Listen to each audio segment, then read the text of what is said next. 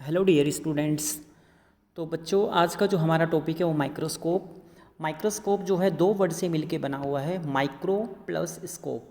Micro का मतलब होता है वेरी स्मॉल, जो हम नेकेड आई से नहीं देख सकते उसको हम माइक्रो बोलते हैं। स्कोप का मतलब टू व्यू, जो हम देखना चाहते हैं, यानी कि ऐसे सेल्स, ऐसे माइक्रो ऑर्गेनिज्म जो हमें आँखों से दिखाई नहीं देते हैं, उनको देखने के लिए हमें एक इंस्ट्रूमेंट की ज़रूरत पड़ती है जिसका नाम है माइक्रोस्कोप।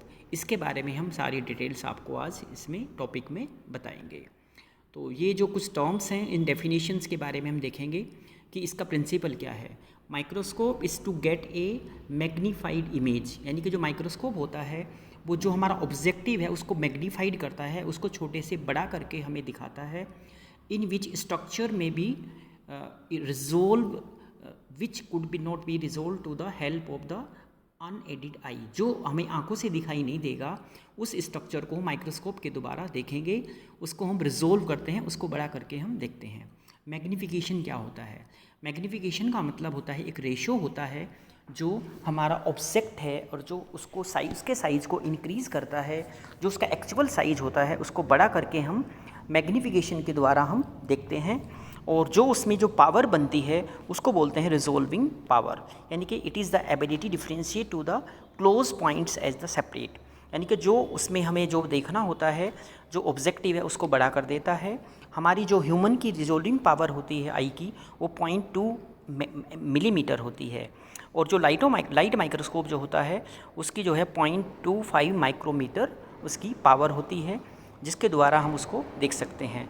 और जो हमारा इलेक्ट्रॉन माइक्रोस्कोप होता है उसकी जो रिजोल्विंग पावर होती है 0.5 नैनोमीटर होती है, मतलब इतना छोटा हम उसमें देख सकते हैं इलेक्ट्रॉन माइक्रोस्कोप के द्वारा। और इसके बाद हम बात करेंगे लिमिट ऑफ रेजोल्यूशन। उसकी लिमिट क्या होती है? यानी कि it is the minimum distance between 2 point, यानी कि जो 2 पॉइंट है उनके बीच की जो डिस्टेंस है उसको हम आइडेंटिफाई करते हैं और सेपरेटली उसको हम देखते हैं। It is calculated by the Abbe equation, जिसको हम एबी इक्वेशन के नाम से जानते हैं। रेजोल्यूशन जो इसको बोलते हैं आरपी इक्वल टू होता है wavelength of light in nanometer divide by 2 multiply numerical aperture of objective lens. ये इसका फॉर्मूला है जो इसमें हम यहाँ पे यूज करते हैं। इसका वर्किंग डिस्टेंस क्या होता है? It is the distance between objective and the objective slide, यानी कि जो हमारा ऑब्जेक्टिव होता है और जो हमारा ऑब्जेक्टिव स्लाइड है जो हम देख रहे हैं, उनके बीच का जो डिस्टेंस होता है उसको वर्किंग डिस्टेंस के नाम से जाना जाता है। और जो वर्किंग डिस्टेंस वो डिक्रीज़ होता है जब हम मैग्नीफिकेशन पावर को इंक्रीज़ करते हैं। ये इसमें दिखाया हुआ है डायग्रामेटिक कि ये ऑब्जेक्टिव है हमारा, ये वर्किंग डिस्टेंस है और ये हमारी स्लाइड है जो हम इसमें देखना चाहते हैं इसके अंदर में। ये हमारा न्यूमेरिकल एपरेचर है जिसको एन के नाम से जानते हैं। न्यूमेरी एपरेचर एक लेंस का जो होता है उसमें रेशो होता है, जो हम फोकल लेंथ है उसकी लेंस का जो रेशो होता है उसको न्यूमेरिकल एपरेचर कहते हैं। यानी कि एन ऑफ ए लेंस, यानी कि लेंस का जो न्यूमेरिकल एपरेचर होता है वो एक इंडेक्स के रूप में रिजोल्विंग पावर हमें दिखाता है। एन कैन बी डिक्रीज, ये डिक्रीज होता है by decreasing of amount of light. जब लाइट की अमाउंट डिक्रीज होती है तब ये डिक्रीज होता है, और ये लाइट पास करता है थ्रू द लेंस के बीच में कोई लाइट पास करता है। ये हमारा फोकल लेंथ है डायग्रामेटिक, ये डायमीटर ऑफ लेंस है जिसके द्वारा ये दिखाया हुआ है यहाँ पे। इसके बाद हम बात करेंगे लाइट माइक्रोस्कोप की। इसके बारे में पूरा हिस्ट्री बताया हुआ है कि 1950 में F.H. जॉनसन जो है और जो जेड जॉनसन है, इन दोनों ने कंट्रीब्यूट किया था फर्स्ट सिंपल माइक्रोस्कोप बनाने के लिए, जो डायग्रामेटिक भी इसमें दिखाया हुआ है। उसके बाद 1665 में रॉबर्ट हुक ने डेवलप किया था ए फर्स्ट लेबोरेटरी माइक्रोस्कोप, जिसको कंपाउंड माइक्रोस्कोप के नाम से जाना जाता है। और बाद में जो है केपलर और गैलीलियो ने डेवलप किया था मॉडर्न क्लास रूम माइक्रोस्कोप। ये सारे बड़े बड़े माइक्रोस्कोप थे। इसके बाद 1672 में लीवेनहॉक ने डेवलप किया था फर्स्ट सिंपल माइक्रोस्कोप, और साथ में जो मैग्नीफिकेशन पावर था वो था 200x to 300x, ये उसकी मैग्नीफिकेशन पावर थी। इसलिए इसको फादर ऑफ माइक्रोबायोलॉजी के नाम से भी जाना जाता है। और जो टर्म है माइक्रोस्कोप वाज इज कॉइंड, जो जोड़ा था इसको फेबर ने बताया था इन 1623 में। इसने बताया कि भाई जो माइक्रोस्कोप नाम का भी कोई चीज़ होता है। ये जो है ऑयल लैम्प है, ये वाटर फ्लास्क है, ये स्पेसिमेन होल्डर है, इसको यहाँ पे होल्ड करता था। और ये सब जो है हुक माइक्रोस्कोप के नाम से जाना, जिसको इसने 1670 में बनाया था। बट ये बड़े बड़े माइक्रोस्कोप थे। इसके बाद जो है हम बात करेंगे लाइट माइक्रोस्कोप के बारे में। लाइट माइक्रोस्कोप के जो पार्ट्स हैं, सबसे पहले ओकुलर, जो जिसको हम आईपीस बोलते हैं। इसका जो पावर होता है वो 3 तरह से होता है, 5x, 10x और 15x। 3 तरह के जो हमारे ऑब्जेक्टिव होते हैं इसमें। ये बॉडी है इसकी, ये नोज पीस है जो ऑब्जेक्टिव को रिवॉल्विंग करने का काम करता है, घुमाता है चारों तरफ। ये इसका ऑब्जेक्टिव लेंस है, इसमें होता है 4x, 10x, 45x और 100x। जो हमारा 10x है इसको हम बोलते हैं लो पावर, जो 40x है इसको बोलते हैं हाई पावर, और जो हमारा 100x है इसको हम बोलते हैं ऑयल इमर्शन लेंस। और ये मैकेनिकल स्टेज है, यहाँ पर हम जो स्लाइड्स होते हैं, जो ऑब्जेक्टिव होते हैं, वो हम यहाँ पर रखते हैं इसके अंदर में, और ऑब्जेक्टिव को रख के फिर हम इसको एग्जामिन करते हैं माइक्रोस्कोप में। ये हमारा जो सब स्टेज कंडेंसर होता है नीचे, इससे हम लाइट को सेट करते हैं।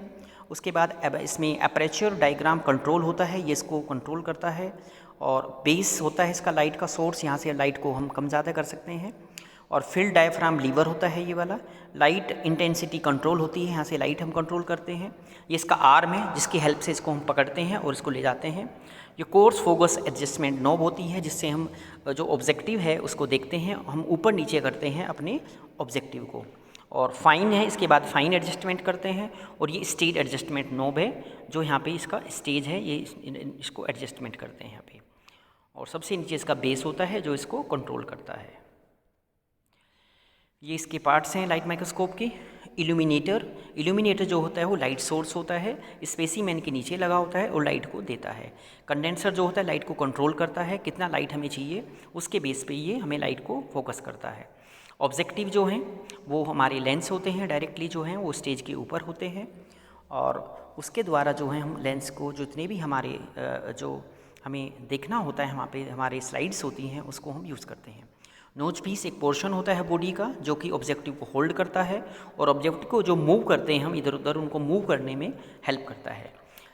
आइरिस डायफ्राम ये लाइट को कंट्रोल करता है, कंडेंसर में होता है। लाइट हमें 10x पे कम से कम चाहिए, 45 पे ज़्यादा चाहिए और 100x पे उससे ज़्यादा चाहिए।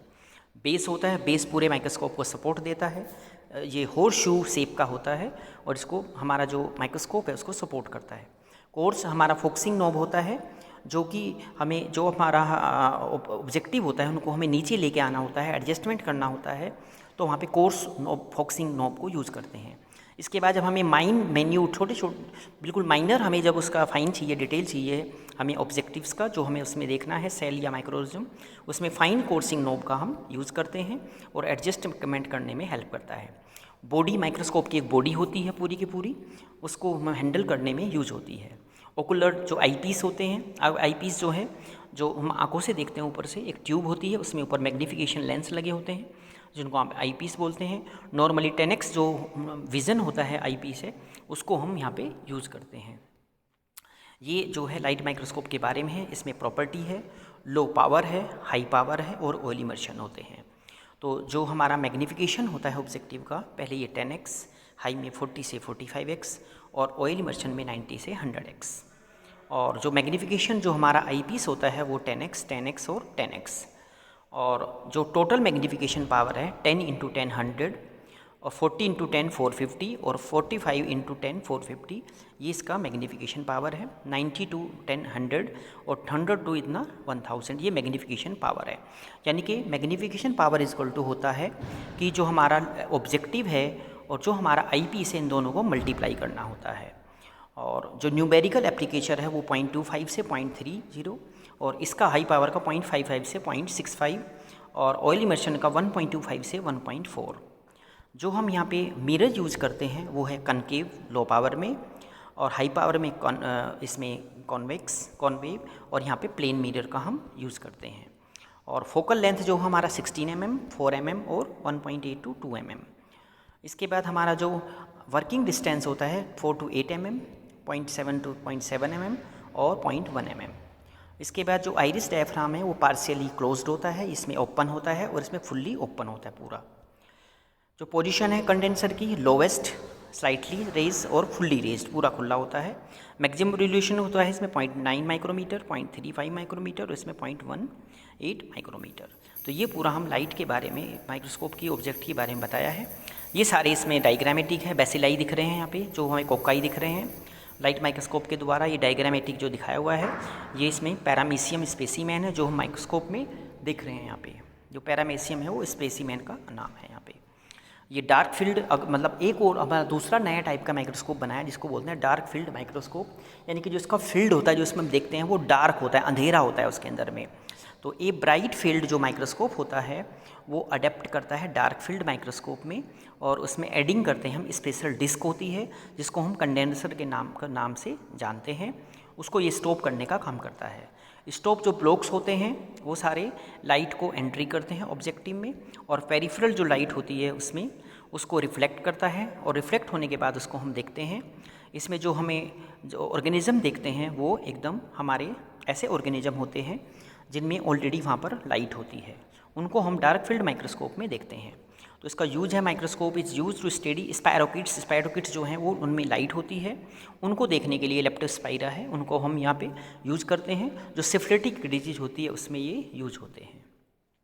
ये डार्क फील्ड माइक्रोस्कोप में कैसे दिख रहा है ये दिखाया हुआ है यहाँ पे कि ये पैरामीशियम है, ये इसमें ट्रेपोनेमा विंजेटी है, ये इसमें वोल्वेक्स और स्पायरोगेंट है, ये इसमें जो है स्पायरोगायरा दिखाया हुआ है।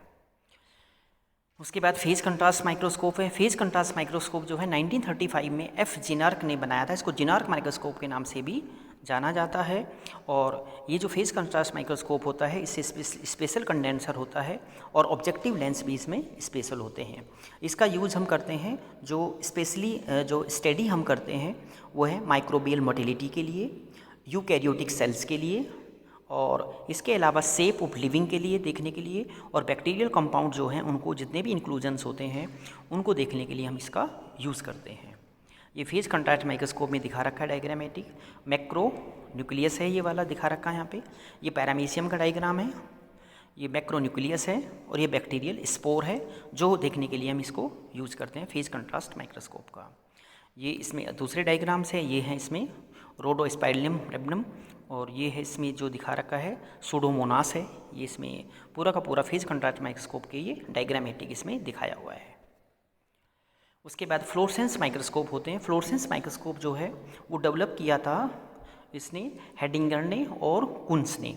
इसमें जो फ्लोरेसेंस डाई है उसका हम यूज़ करते हैं, जैसे ओरामाइन ओ, एक्रिडिन ऑरेंज, और फ्लोरोसिन जो डाई होती है उनको हम यूज़ करते हैं, जिसको फ्लोरोकोम के नाम से जाना जाता है।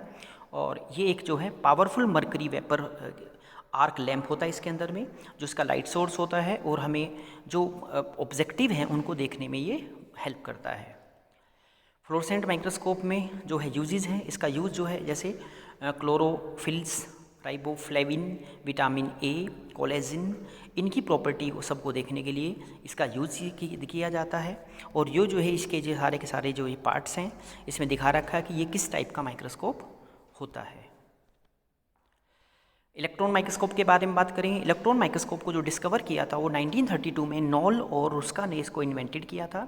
इलेक्ट्रॉन माइक्रोस्कोप जो है वो ऐसा माइक्रोस्कोप होता है जिसका मैग्नीफिकेशन पावर बहुत ज़्यादा होता है, 1 लाख के आसपास होता है, और जितने भी हमारे जो इस ऑर्गेनल्स होते हैं, जितने भी हमारे वायरसेस होते हैं, जितनी रिसर्च होती है वो सारी जो है इलेक्ट्रॉन माइक्रोस्कोप के द्वारा की जाती है।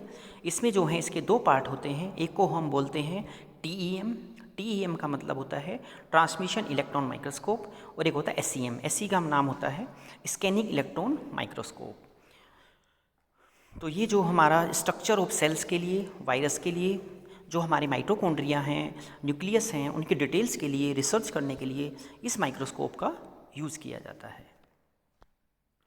इसका बता रखा कि कैसे ये मैग्नीफाइड करता है, ये डायग्राम है इलेक्ट्रॉन माइक्रोस्कोप का, और ये पूरा का पूरा इसमें सिस्टम बता रखा है कि कैसे कैसे हम जो है सेल्स को, इसमें स्पेसिमेन होता है, ऊपर इसमें इलेक्ट्रॉन गन होती है, ये ट्रांसमिशन TEM वाला का पार्ट दिखा, ट्रांसमिशन इलेक्ट्रॉन माइक्रोस्कोप है, और ये सारा का सारा बड़ा करके इसमें पूरा का पूरा हम यहाँ पे एग्जामिन करते हैं इसके थ्रू। ये इलेक्ट्रॉन माइक्रोस्कोप के द्वारा बता रखा है कि T4 बैक्टीरियोफेज ऐसे दिखता है, और हमारा जो सेल्स होता है जो इसको बोलते हैं क्लेमेडोनास, ये ऐसे दिखता है। दिखता है। ये क्लियर सारे के सारे डायग्राम इसमें दिखते हैं और इसमें जितनी भी रिसर्च होती हैं उसमें इलेक्ट्रॉन माइक्रोस्कोप का यूज़ किया जाता है।